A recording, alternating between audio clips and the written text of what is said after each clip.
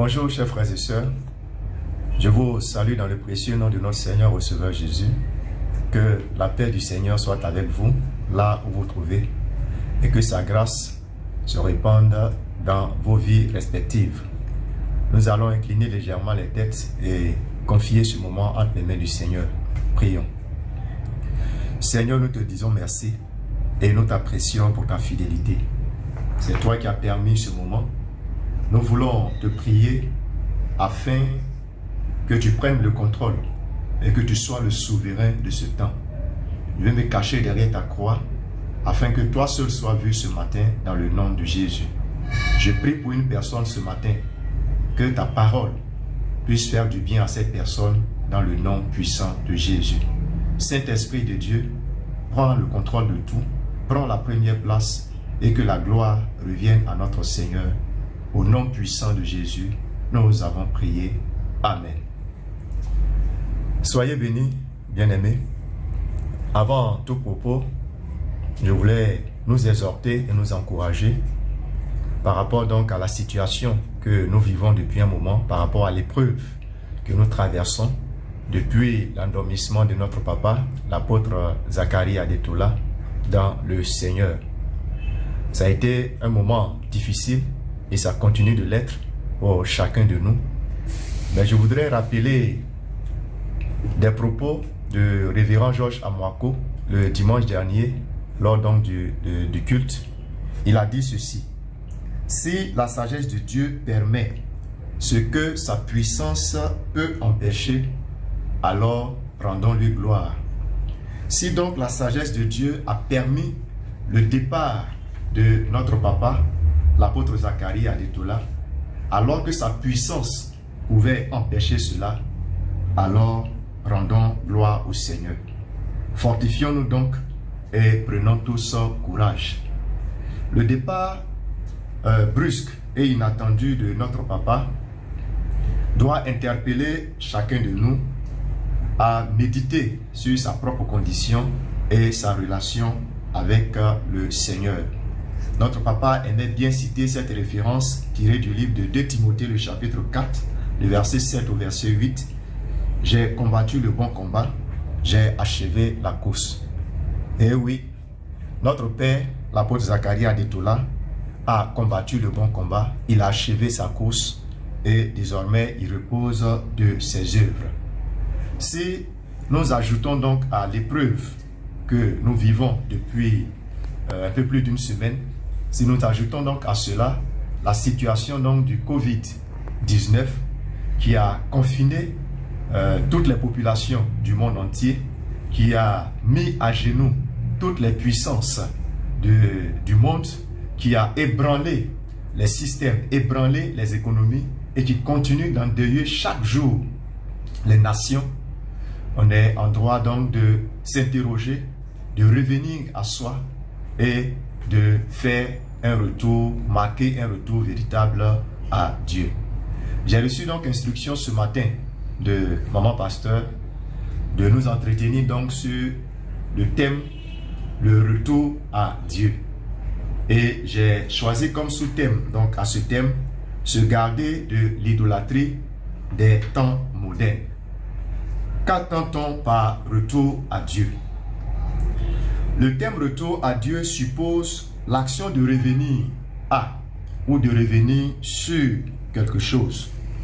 C'est-à-dire venir une autre fois, venir de nouveau ou reparaître après avoir disparu ou encore recommencer à faire ou à dire quelque chose qu'on avait l'habitude de faire ou qu'on avait l'habitude de dire. Le retour à Dieu donc suppose l'action de revenir, l'action de venir de nouveau à Dieu ou l'action de reparaître après avoir disparu ou s'être éloigné du Seigneur pendant un moment. Lorsqu'on parle de retour à Dieu ou de retourner à Dieu, bon nombre de chrétiens peuvent ne pas se sentir concernés parce que bon, on est assidu aux différents cultes, parce que bon, on paye sa dîme, on donne des offrandes, parce qu'on est très actif dans certaines activités religieuses, lorsqu'on considère toutes ces choses, à la limite, on n'a rien à se reprocher.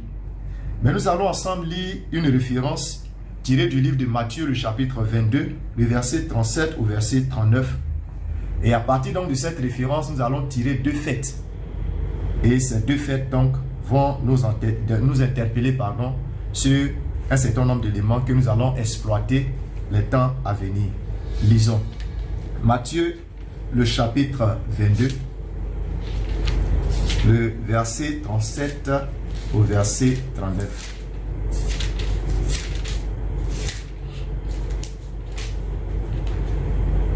La Bible dit: Jésus lui répondit: Tu aimeras le Seigneur ton Dieu de tout ton cœur, de toute ton âme et de toute ta pensée.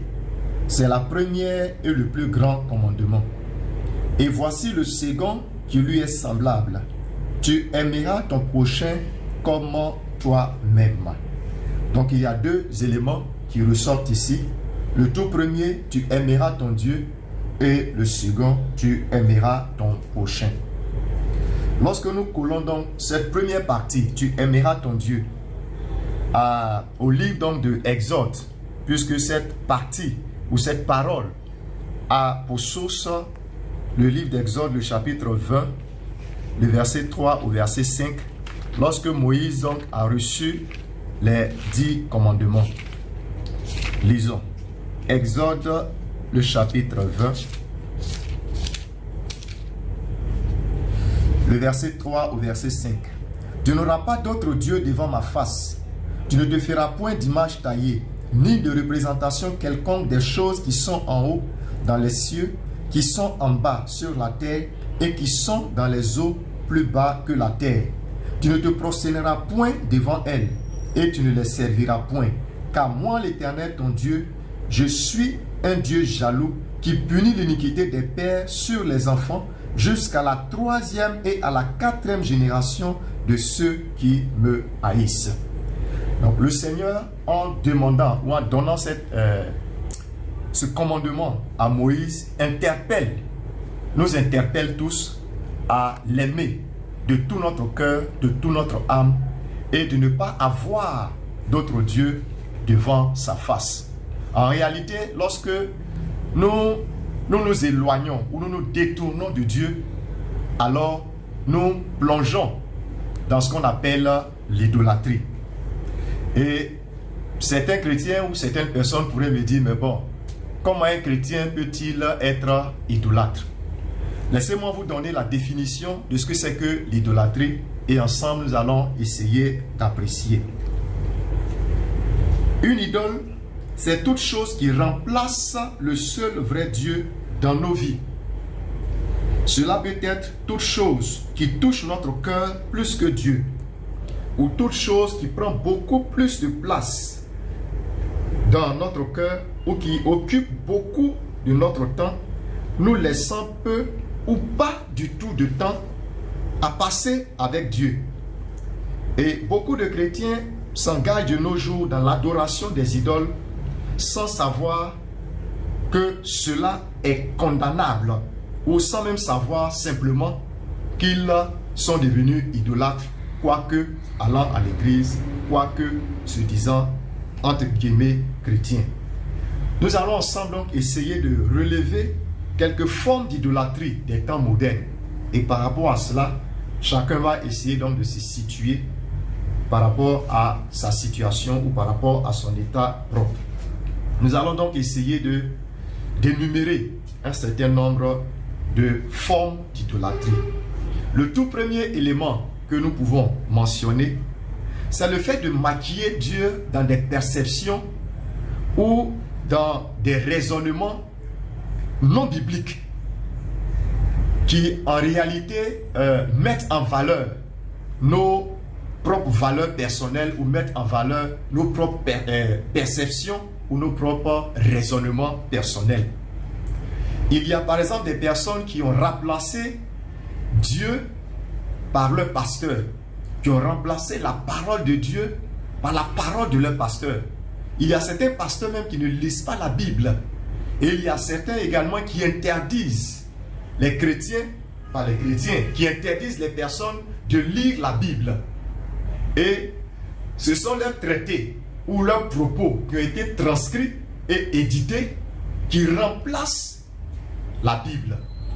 Voyez-vous, lorsque nous nous engageons dans des choses dans lesquelles Dieu n'est pas, lorsque nous commençons donc par quitter la voie du Seigneur et chercher donc à nous engager ou à fuir, on va dire simplement à fuir la vérité, et chercher donc à s'attacher à des philosophies ou à des raisonnements des hommes, bien-aimés, Dieu n'a plus de place dans notre cœur. Dieu n'occupe plus de place dans notre cœur, alors nous sommes idolâtres. Parce que nous sommes à la recherche de quelque chose d'autre, mais nous ne sommes pas à la recherche de Dieu.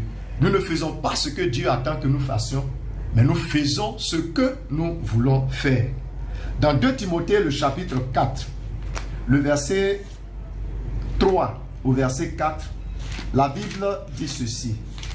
2 Timothée, le chapitre 4.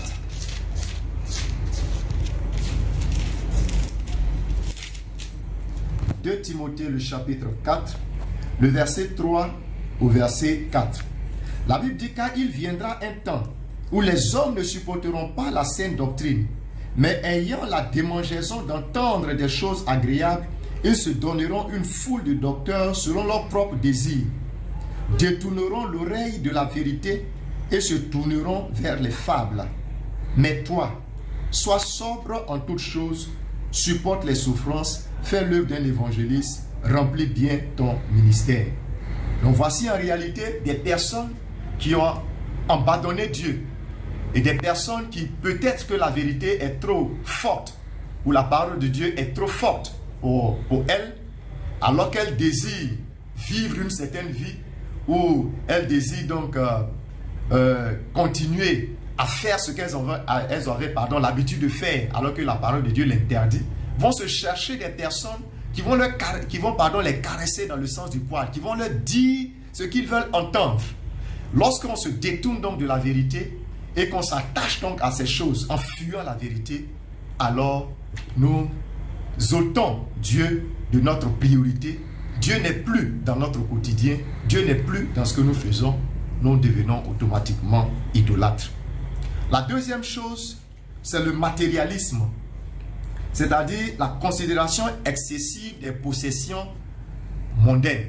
La considération excessive des possessions mondaines. Colossiens, le chapitre 3, le verset 5 nous dit quelque chose. Colossiens 3, le verset 5 dit ceci. Faites donc mourir les membres qui sont sur la terre, l'impudicité, l'impureté, les passions, les mauvais désirs et la cupidité qui est une idolâtrie. Voyez bien qu'il y a plusieurs éléments qui ont été cités avant la cupidité. Donc en réalité, le verbe devrait être au pluriel. Mais le verbe ici est au singulier. C'est « est » qui est utilisé et ce « est » est rattaché donc à la cupidité. Donc la Bible dit que la cupidité est une idolâtrie. Bien aimé, qu'est-ce que c'est que la cupidité? C'est la recherche immodérée de gains, de richesses. C'est-à-dire une richesse qui dépasse la mesure. Donc le problème, ce n'est pas d'avoir la richesse. Le problème, ce n'est pas de chercher la richesse. Ce n'est pas ça le problème. Mais lorsque vous dépassez une certaine mesure, vous dépassez une certaine barrière, en ce moment, vous tombez dans, on va dire, ce qu'il ne faut pas. Vous avez dépassé la limite. Prenons simplement le cas de l'argent. La Bible dit dans Ecclésiaste, le chapitre 10, le verset 19, c'est que l'argent répond à tout. Cela veut dire que l'argent est important. L'argent est nécessaire. Par contre, 1 Timothée, le chapitre 6, le verset 10, dit que c'est l'amour de l'argent qui est un problème. C'est l'amour de l'argent qui est la racine de tous les maux. Donc l'amour de l'argent, c'est la mesure excessive. C'est la barrière qu'on a dépassée. Sinon, l'argent en lui-même n'est pas un problème. Donc lorsque nous nous mettons donc à poursuivre ces choses de façon démesurée, alors nous sommes en train de développer une certaine forme d'idolâtrie. à côté donc de la richesse ou à côté du matérialisme, il y a aussi la poursuite de nos carrières, ou la poursuite d'une affaire, ou la poursuite de nos buts ou de nos rêves. Et la poursuite donc de ces choses met carrément Dieu à côté. Nous consacrons la meilleure partie de notre temps à ça et à ça, 7 jours sur 7, pratiquement on dira 24 heures sur 24, et aucun temps, aucune minute, aucune seconde pour le Seigneur. Lorsque nous recherchons ces choses, c'est pas mauvais. Le fait donc de chercher un bon statut social, c'est pas mauvais en soi. Mais lorsque Dieu n'est pas dans ce que nous cherchons, lorsque Dieu ne devient pas la priorité de ce que nous cherchons, alors là, il y a problème. Et cela doit nous interpeller et nous devrons donc nous remettre à jour. Sinon, nous risquons de nous éloigner au fur et à mesure de Dieu, même étant chrétiens, pour finir, comment dirais-je, finir par manquer plus tard le ciel. Le troisième élément, ou la troisième forme d'idolâtrie, c'est le fait également d'idolâtrer d'autres personnes. Là, par exemple, des artistes ou des hommes politiques ou des acteurs. Et vous trouverez des chrétiens qui vont passer le clair de leur temps à débattre, à discuter, souvent même avec passion. Des passions souvent qui peuvent se terminer en palabres, alors que ces personnes ne vous connaissent pas. Alors que vous n'avez aucun lien avec ces personnes. Vous ne savez même pas comment ils dépensent leur argent. Ils ne savent même pas quels sont vos défis. Ils ne savent même pas quels sont vos problèmes. Mais il s'en trouve des chrétiens qui ont, on va dire, des personnes qui sont un peu comme leur idole. Comme on le dit dans notre jargon, c'est mon idole. Telle personne est mon idole. Mais Dieu et seul Dieu doit être l'idole du chrétien. Lorsque nous passons tout ce temps donc à parler de ces personnes, à débattre de ces personnes, à discuter de ces personnes, dans la réalité, nous n'avons aucun temps pour parler de Dieu. Nous parlons des hommes, mais nous ne parlons pas de Dieu. Nous ne partons pas dans la Bible pour chercher la parole de Dieu, pour marcher avec la parole de Dieu, mais nous passons le clair de notre temps à bavarder et à nous laisser entraîner dans des raisonnements creux qui ne mènent à rien. Nous allons continuer pour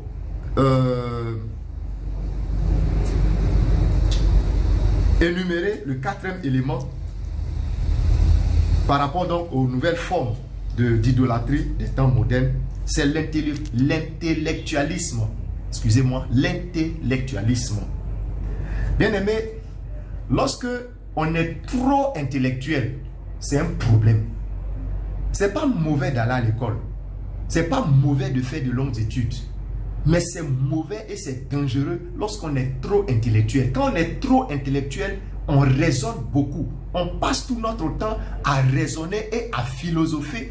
Et lorsque nous nous inscrivons dans ce cadre, alors il est difficile de comprendre et de saisir les choses de Dieu. Lorsque nous nous en tenons également au progrès de la science et de la technologie, à la limite, la science ou la technologie devient ou remplace Dieu pour certaines personnes. Lorsque nous sommes inscrits dans ce canevas-là, il est difficile de comprendre, il est difficile de saisir Dieu et c'est dangereux pour nous, même étant chrétiens. J'ai lu un ouvrage de Mathilde Delmont et dans cet ouvrage, elle a cité 1 Corinthiens le chapitre 2, le verset 14, mais dans une autre traduction. Elle a dit ceci: l'homme qui atteint le plus haut niveau intellectuel n'a pas accès aux choses de Dieu parce qu'elles sont une folie à ses yeux. Il n'est pas en mesure de les connaître parce que c'est dans le domaine spirituel qu'on les étudie. C'est dans le domaine spirituel qu'on les étudie. Faisons donc attention. Faisons attention avec tout le bagage intellectuel que nous avons. C'est pas mauvais d'avoir plusieurs diplômes, c'est pas mauvais en soi. D'être allé très loin dans les études, c'est pas mauvais. Mais gardons-nous que notre connaissance détruise la connaissance de Dieu, détruise la vérité de Dieu, détruise même notre foi. Un autre élément que nous pouvons mentionner également, c'est la dévotion aux programmes télévisés. ou aux réseaux sociaux. Ça, c'est, je veux dire, c'est l'activité quotidienne de tous les chrétiens, de tous les croyants. Vous trouverez des chrétiens qui maîtrisent tous les programmes de la télévision, mais ils ne maîtrisent aucun verset de la Bible. Ils sont abonnés aux novellas, aux films novellas, mais ils ne sont pas abonnés à la Bible. Ils ont certes des Bibles à la maison, mais ils passent le clair de leur temps devant la télé à regarder et à pourrir leur entendement avec des films, avec des choses qui ont été faites par des personnes, des tournages qui ont eu lieu, peut-être ça date même des années, mais c'est avec ça que vous courez. Et on vous met dans le suspense pour vous rattacher et pour vous garder, coller donc à ces films-là. Et vous en trouverez des chrétiens qui vont passer le clair de leur temps devant la télévision à regarder n'importe et n'importe quoi. Pourtant, ils ne peuvent passer même une minute dans la prière. Ils ne peuvent même pas passer même une minute à lire leur Bible. C'est la même chose avec les réseaux sociaux. On passera facilement 2 heures, 3 heures, voire 4 heures de temps sur les réseaux sociaux. Mais dès qu'on ouvre la Bible, on commence à bailler. Lorsqu'on veut prier, on commence donc à sommeiller. Bien aimé, c'est dangereux. Lorsque ces choses prennent la place de Dieu dans notre vie et dans notre cœur, c'est dangereux. Nous devrons donc à un certain moment marquer une pause et revenir à nous. Lorsque nous considérons ces choses, on a l'impression que c'est naturel. Bon, ça va de soi. Tout le monde peut aller sur les réseaux sociaux, tout le monde peut regarder la télé. C'est pas mauvais. On n'interdit pas de regarder la télé ou on ne fait pas de doctrine sur le fait qu'il ne faut pas aller sur les réseaux sociaux. Mais sachons faire la part des choses. Autant nous consacrons beaucoup plus de temps sur les réseaux sociaux ou devant la télé, autant consacrons également beaucoup plus de temps dans la parole de Dieu, dans la quête, dans la présence de Dieu et dans la quête de Dieu. Ce sont ces choses qui nous feront non seulement du bien, qui feront du bien à notre âme, mais ce sont ces choses un jour qui vont nous accompagner au ciel. Parce que toutes ces choses, les novellas, les Facebook, les Twitter, tous les réseaux sociaux, toutes ces choses vont passer. La Bible dit que ce monde passera avec toutes ces choses. Mais il y a une chose qui ne passera pas, c'est la parole de Dieu qui ne passera pas. C'est le caractère que la parole de Dieu va nous forger. C'est avec ça que nous allons aller un jour au ciel.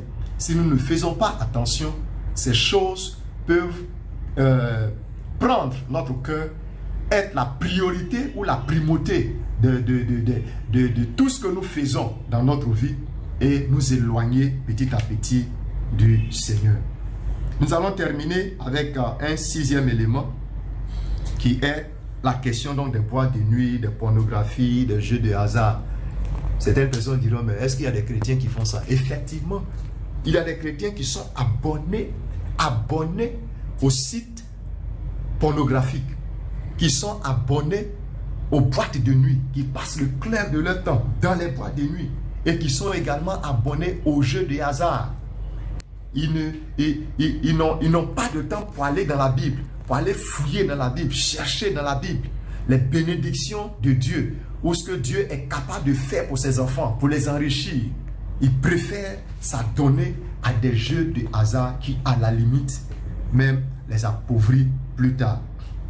Bien-aimés, voici donc quelques formes d'idolâtrie que nous avons essayé donc d'énumérer ce jour.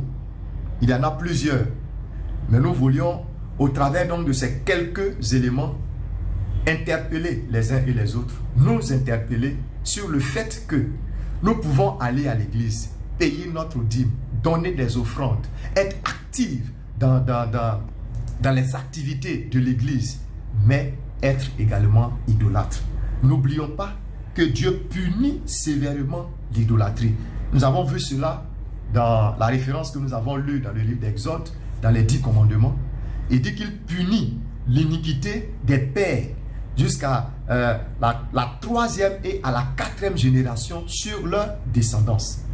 Bien-aimés, faisons attention.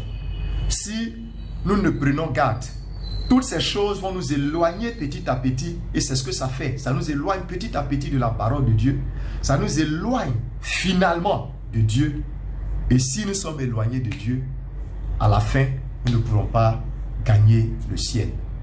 Il serait donc, je vais dire, dommage qu'après toutes ces années passées dans le Seigneur, un jour on se retrouve devant Dieu et qu'il dise, arrière de moi, je ne te connais pas.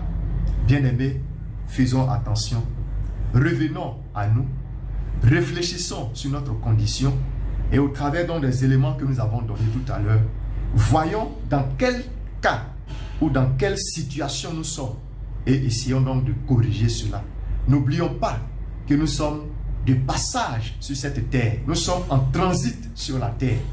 Notre lieu éternel, notre lieu, je veux dire, notre royaume, c'est le royaume céleste, c'est l'éternité. Bien-aimés, que le Seigneur nous bénisse et que, au travers donc de ce moment, que nous puissions nous attacher et nous accrocher véritablement à lui.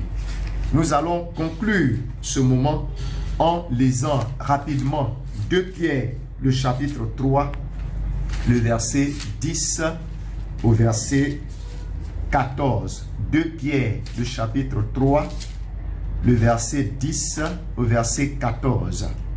Le jour du Seigneur viendra comme un voleur. En ce jour, les cieux passeront avec fracas, les éléments embrasés se dissoudront, et la terre avec les œuvres qu'elle renferme sera consumée.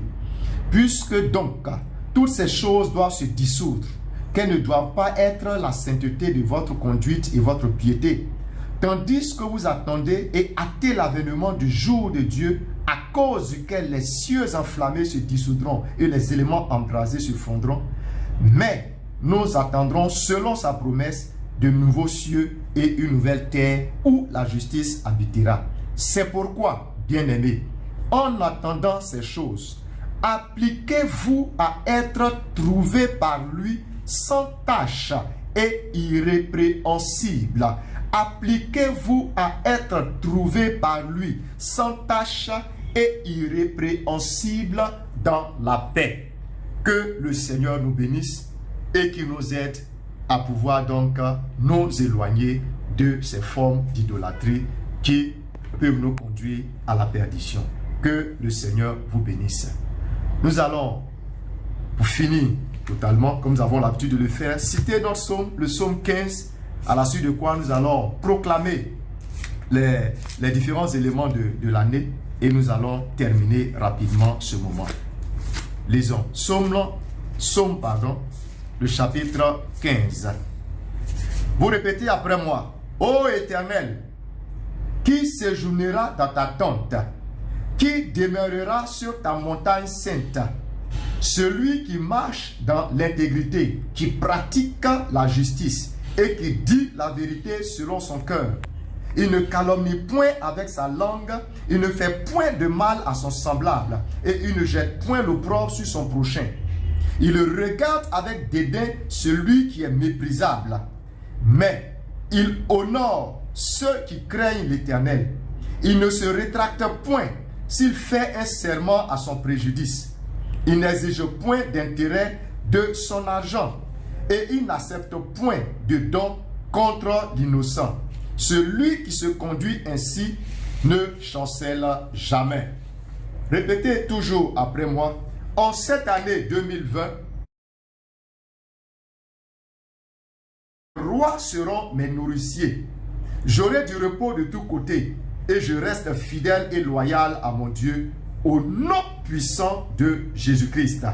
Que le Seigneur vous bénisse, que sa grâce repose sur vous, sa couverture soit notre partage et notre portion au cours donc de ces moments. Que sa bénédiction continue d'affluer sur notre vie dans le nom puissant de Jésus-Christ. Les offrandes et les dîmes sont bénies dans le nom de Jésus-Christ. Recevons la bénédiction finale. Que l'Éternel vous bénisse et qu'il vous garde. Que l'Éternel fasse lui sa face sur vous et qu'il vous accorde sa grâce. Que l'Éternel tourne sa face vers vous et qu'il vous donne la paix. Que la paix du Seigneur repose sur chacun de vous et dans votre maison. Au nom de Jésus, nous avons prié. Amen.